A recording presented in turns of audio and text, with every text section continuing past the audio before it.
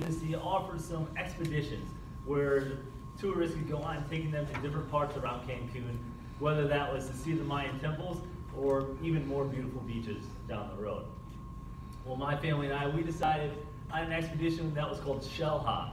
And basically, Shell Ha was a little side resort that had some hiking trails, obstacle courses, cliff jumping, zip lining, snorkeling, and a natural lazy river.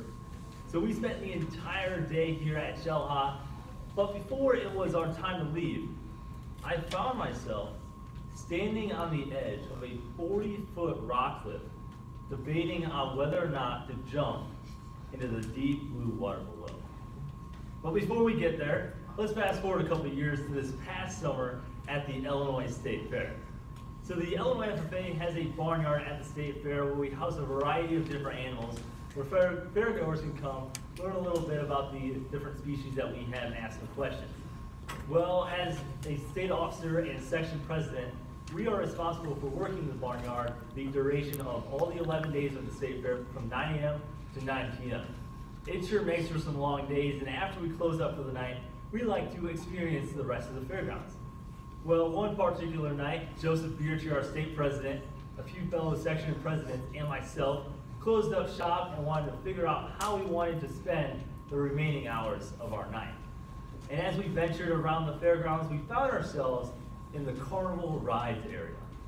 So we went to the ticket desk, each bought a stack of tickets, and proceeded to figure out what ride to go on first. Well, me being deathly afraid of heights, most of the rides were a no-go for me.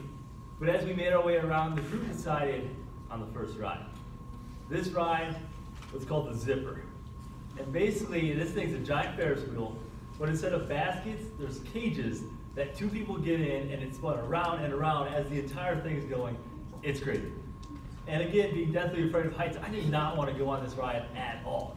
And Joey, he kept trying to persuade me, but it wasn't quite working. Until he said something like this. Chase, when is the next time that you will be at the 2017 Illinois State Fair with the chance to ride the Zipper with some of your best friends? So I thought about it for a little bit, and then said, okay, I'll give it one shot, then I'm done. I'll go back to the barnyard and you guys can spend the rest of my tickets. He said, all right. So we waited in line, and I climbed in a cage with a fellow section president. Then the ride began to start.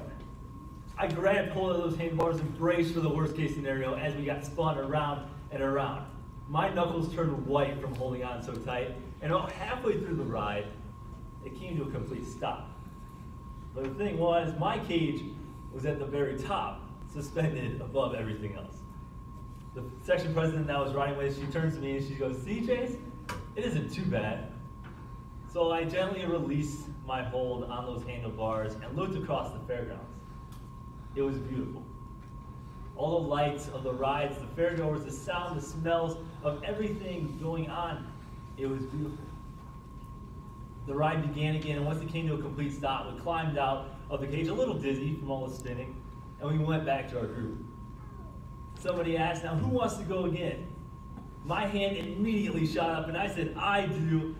Over the remaining 3 days at the State Fair, I went on that ride over 5 times and enjoyed every minute of it.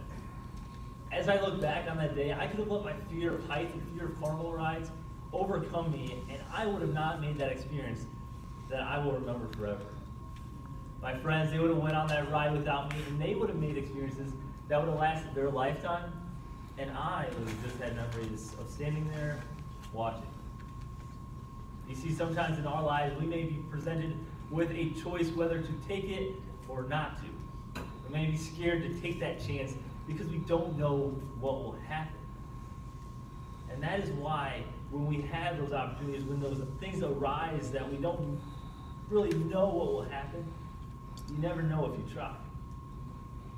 All right, let's go back to Cancun. So there I was, standing on this edge of a 40-foot rock cliff, looking over the edge, debating on whether or not to jump into this deep blue water below.